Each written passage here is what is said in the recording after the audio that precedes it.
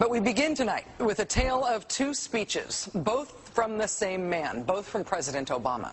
One speech that could have been billed as a ballad to the Constitution, a proclamation of American values, a repudiation of the lawless behavior of the last presidential administration, and another speech announcing a radical new claim of presidential power that is not afforded by the Constitution and that has never been attempted in American history, even by George W. Bush and Dick Cheney. Remarkably, President Obama today made both of those speeches simultaneously. Standing inside the National Archives in front of the actual original Constitution, President Obama delivered a blistering critique of the Bush administration, in which he called their actions and their legacy literally a mess. Our government made a series of hasty decisions. Poorly planned, haphazard approach. Too often, we set those principles aside as luxuries that we could no longer afford. Our government made decisions based on fear rather than foresight. The decisions that were made over the last 8 years established an ad hoc legal approach for fighting terrorism that was neither effective nor sustainable. An ad hoc legal approach for fighting terrorism that was neither effective nor sustainable. Ouch. Then, moments later, he announced his own ad hoc legal approach for fighting terrorism. President Obama today proposed something new, something called prolonged detention. Doesn't sound that bad, right? Prolonged detention. Did you ever see the movie Minority Report? It was based on a Philip K. Dick short story. Came out in 2002. It starred Tom Cruise, remember? He played a police officer in something called the Department of Pre-Crime. Pre-crime is where people are arrested and incarcerated to prevent crimes that they have not yet committed.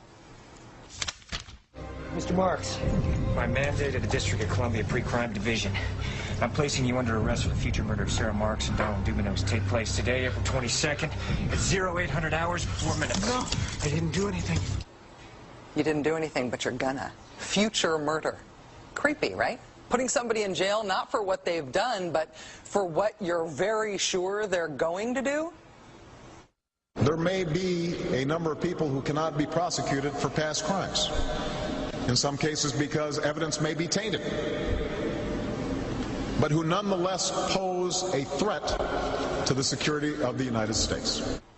We're not prosecuting them for past crimes, but we need to keep them in prison because of our expectation of their future crimes. Al-Qaeda terrorists and their affiliates are at war with the United States, and those that we capture, like other prisoners of war, must be prevented from attacking us again. Prevented. We will incarcerate people preventively. Preventive incarceration. Indefinite detention without trial. That's what this is. That's what President Obama proposed today, if you strip away the euphemisms. One civil liberties advocate told the New York Times today, quote, "We've known this was on the horizon for many years, but we were able to hold it off with George Bush. The idea that we might find ourselves fighting with the Obama administration over these powers is really stunning."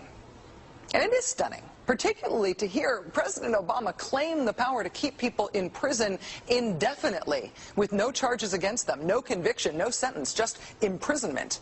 It's particularly stunning to hear him make that claim in the middle of a speech that was all about the rule of law. But we must do so with an abiding confidence in the rule of law. Our government was defending positions that undermine the rule of law to ensure that they are in line with the rule of law. How can a president speak the kind of poetry that President Obama does about the rule of law and call for the power to indefinitely, preventively imprison people because they might commit crimes in the future? How can those two things coexist in the same man, even in the same speech? Well, that brings us to the self-consciously awkward, embarrassing part of this speech today. After condemning the Bush administration for what he called their ad hoc legal strategy, for trying to make things seem legal that patently weren't, this is what President Obama proposed. My administration has begun to reshape the standards that apply to ensure that they are in line with the rule of law.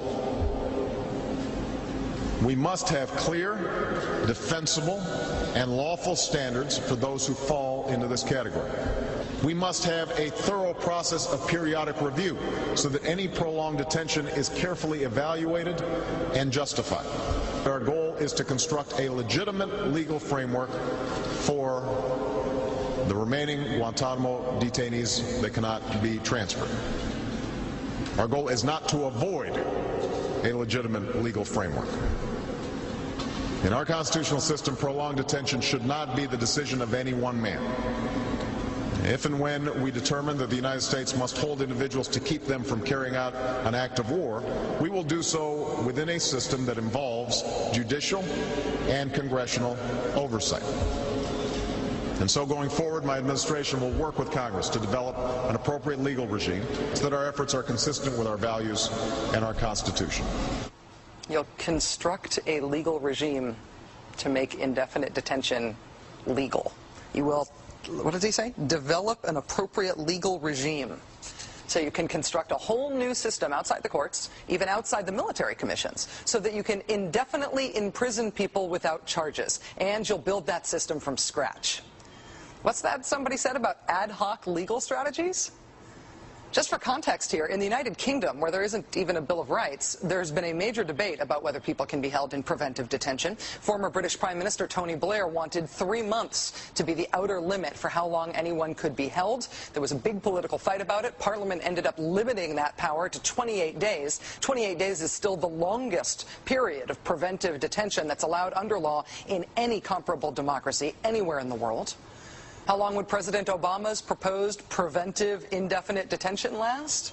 Well, he's not saying yet, but here's how he defines the threat that he says makes indefinite detention necessary.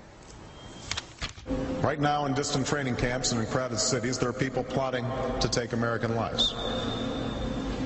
That will be the case a year from now, 5 years from now, and in all probability 10 years from now. 10 years from now. So you could get arrested today and locked up without a trial, without being convicted, without being sentenced for, say, 10 years until the threat of your future criminal behavior passes? Prolonged detention, he's calling it.